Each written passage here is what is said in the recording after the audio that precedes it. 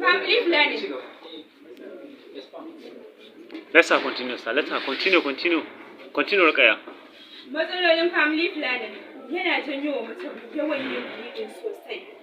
A wata in sai ya kasance ma za ki iya kasancewa bai fi kwana 3 ne kike da hutu ba, ko yaushe kina cikin yawan yin bleeding. Yana janyo ciwon kai, yana janyo akwai lokacin da za a zo kamar area unguwa a ce za a yi kaza ana son amma sai population din mutanen ya kai adadi kaza, kuma lokacin a yayin da a wannan lokacin kun yi family planning kun kayyade iyalai yawan ku bai kai wannan adadin mutanen da ake so ba, ballantana a muku wannan.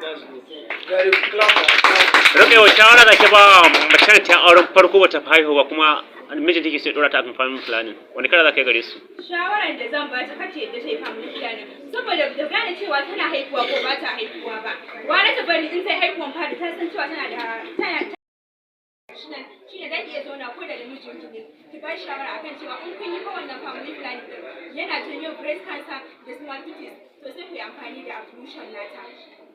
Sai ta yi amfani da wannan yadda bayan kwana 3 da yi kalandar sai ta yi. Ga macen da bata san menene ovulation ba, bata ma je makaranta ba, cikin sakan 30 me zaki ce mata akan ovulation? Shawaran da zan ba ta me zaki ce mata ba shawara zaki bata me ga mata menene akan ovulation? Sai kin ce ta amfani da ovulation ɗinta. Zan ga mata bayan ta gama period, bayan kwana 3 tana sallah. To mu tafi. Bayan kwana 3 da gama period nata, daga san da zai ci gaba da wancan kwana 3 zuwa 14 days a wannan lokacin da take daukar ciki. To sai a wannan lokacin sai su daina yin sex saboda a wannan lokacin da take daukar ciki, to sai daina wannan sex da ba ta daukar cikin ba da bayan Clap.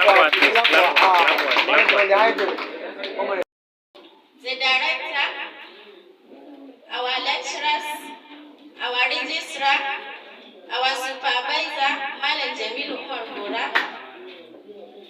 my fellow students, ladies and gentlemen, good day to you all. I am Sadiya Makbana from Kano Local Government, Bauchi State, Public Health Department, Ibn Sina Ethiopian College of Health Science and Technology, Kano. I stand here this evening to present a seminar which is gonorrhea.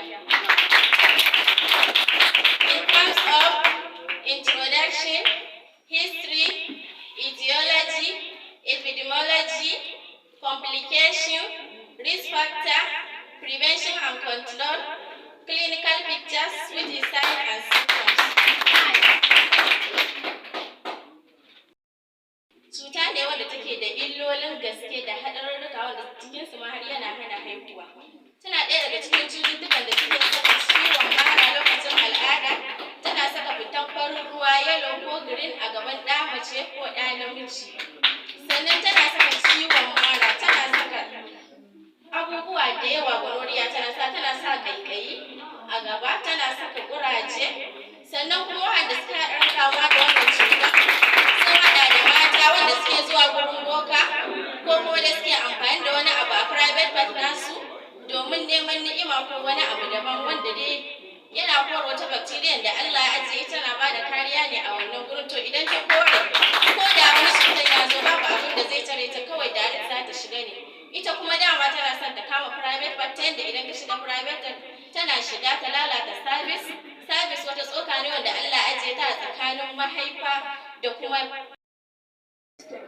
wannan sashi shi ke da alaƙa kashi external part da internal part. External part wato shi external part shi ne ya kunshi vulva, labia majora da kuma labia minora. A duk lokacin da ƙananan ƙwayoyin bacteria ko bacteria, parasite ko virus suka shiga cikin external part ɗin da na lissafo, to za su haifar da cututtuka kamar su syphilis, chlamydia ko kuma gonorrhea. A likitance ana kiran waɗannan cututtukan da suna STD, a Hausance kuma ana kiransu da sanyin mata. A duk lokacin da mace bata samu waraka daga wannan cututtukan da lissafo ba, to ƙwayoyin cutar bacteria ko parasite za su bi hanyoyin jinin jikinta sai su koma cikin internal part. Internal part shi da shi ne manora. Gwaji asibiti za a ce ta kamu da PID. PID zafi wajen saduwa, ɗaukewar al'ada ko kuma rikicewar al'ada, zafi wajen fitsari ko kuma kaga fitsarin mutum ya canza launi, ciwon baya mai matsanancin ciwon baya,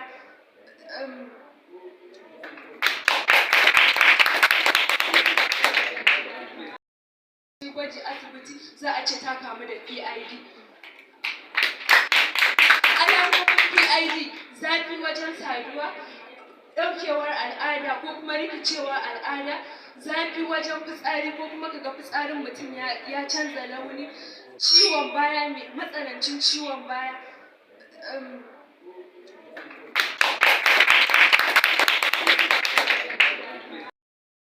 ita target ɗin da take kamawa shine intestine, wato kamar hanjin mutum. Idan ta shiga hanjin mutum kuma tana iya, idan ta yi yawa tana iya fasa mutum hanjinsa. Kuma hanyoyin da za mu kare ita wannan cuta shine idan muka sai fruits ko kuma mu dinga dafa abinci suna da ruwa saboda ana samun kwanta. Kuma shi idan wannan nata ya shiga cikin mutum to baya fita har sai ya gama kyankyashewa a cikin mutum kafin nan. Kuma tana haifar da illoli da yawa, tana hana mutane girma, bare yara ƙanana, tana hana su girma. Kuma tana toshe pancreas, tana toshe liver, wannan ƙwayan nata. Idan kuma ta yawa tana fafare hanjin cikin mutum. Kuma askariya suna iya janyowa mutum ya rasa rayuwarsa idan ta kai wani mataki lokacin da ta fara fafare masa hanjin ciki.